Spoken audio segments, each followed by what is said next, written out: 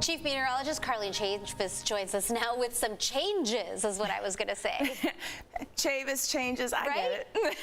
It's a little bit of a tongue twister.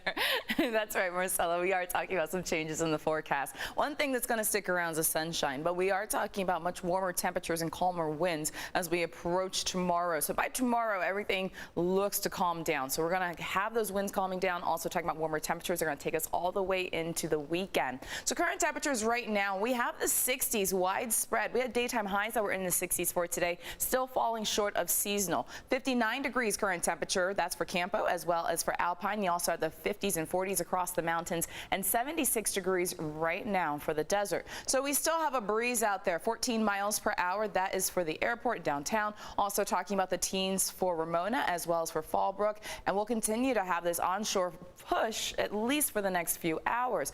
As we hit tomorrow, that's when things really start to change up in the forecast. Still have the gusts into the teens and 20s. We are seeing 22 miles per hour for Boulevard as well as 20 miles per hour for downtown. Also 20 miles per hour with that wind gust for Carlsbad in the teens right now, portions of North County. As we hit tomorrow, a complete change in the forecast. Area of low pressure, that is what's triggering this stronger onshore push that's also impacting especially across Orange County when it comes to that fire that is burning. So the plus side, I guess, if you're going to look at the silver lining of the situation, is it's not offshore winds. So we're not talking about hot, dry conditions because of Santa Ana winds. We're talking about an onshore push. That wind-driven event is happening across Orange County. We have nothing here to report, but something to be mindful of over the next few days as those temperatures start to climb. Area of low pressure that is over us is going to be nudged out by a ridge of high pressure. It's going to take over our forecast. That's going to start tomorrow, taking us all the way into Saturday. The peak of the heat does look to be on Saturday as well as we get right back into those upper 70s to low 80s right along the coast, and also talking about a return to the 90s inland.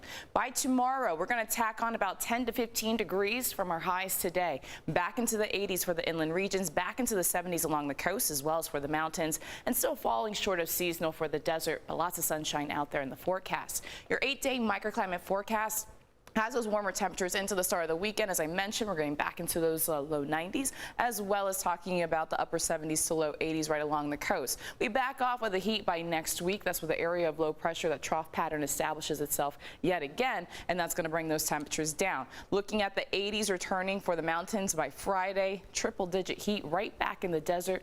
That's going to stick around for a little while. Let's go ahead and take a look at your weather quiz question for tonight. I'm just going to throw in a nice freebie. Yeah, hurricanes usually form over what? Is it A, dry land, B, freezing water, C, warm waters, or D, a cold front?